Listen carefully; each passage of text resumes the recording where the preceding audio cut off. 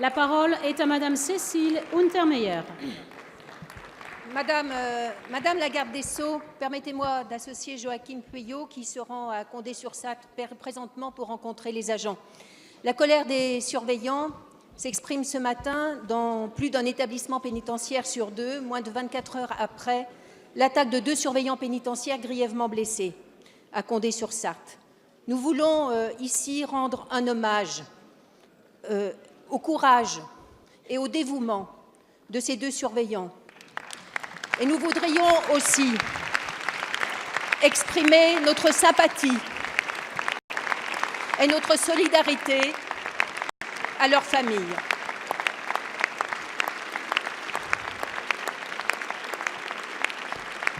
Nous savons que le risque zéro n'existe pas, mais tout drame doit conduire à revisiter les procédures existantes et leur juste application sans pour autant s'engager dans une loi de circonstance.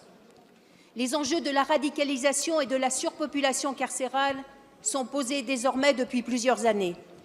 C'est ainsi qu'en 2016, un séminaire national avait abouti à la nécessaire classification des établissements pénitentiaires avec l'objectif d'adapter les effectifs à la population pénale accueillie.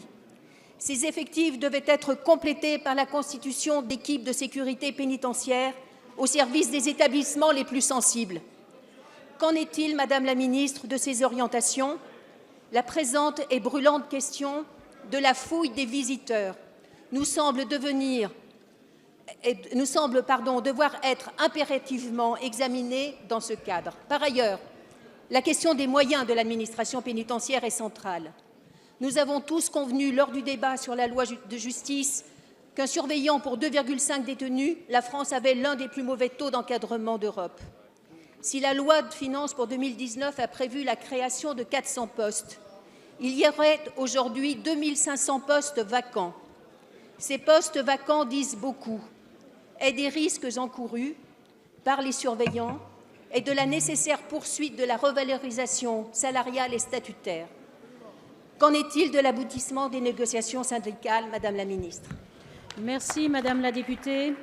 La parole est à Madame Nicole Belloubet, garde des Sceaux, ministre de la Justice. Merci Madame la Présidente, Messieurs les députés, Mesdames les députés, Madame la députée Untermeyer. Vous avez raison, la question de la sécurité est une question prégnante et c'est la raison pour laquelle, depuis plus d'1 an, j'ai pris 2 types de mesures.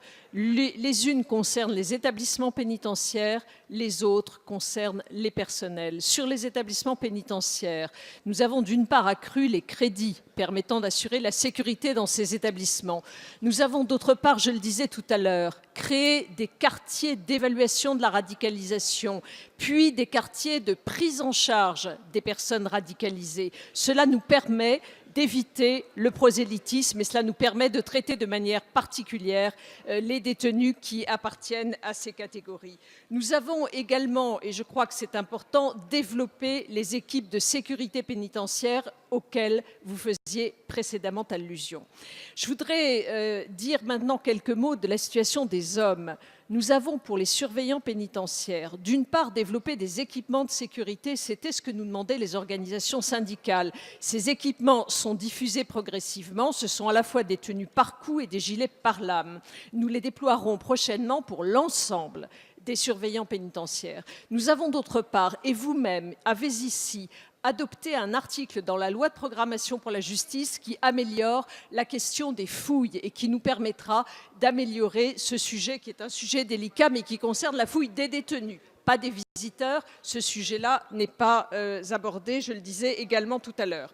Enfin, Madame la députée, je dois dire ici que les services de renseignement qui jouent également un rôle important dans le traitement de la radicalisation, ces services de renseignement font l'objet de recrutements encore plus importants. Et enfin, je terminerai en disant que nous avons décidé de recruter 1000 personnels de surveillance supplémentaires. Ces recrutements ont lieu et ils se sont accompagnés d'une revalorisation indemnitaire substantielle qui a eu lieu l'année dernière. Merci, je le disais tout à l'heure, nous ne devons pas baisser les bras face au terrorisme et nous ne baisserons pas les bras. Merci, Madame la Ministre.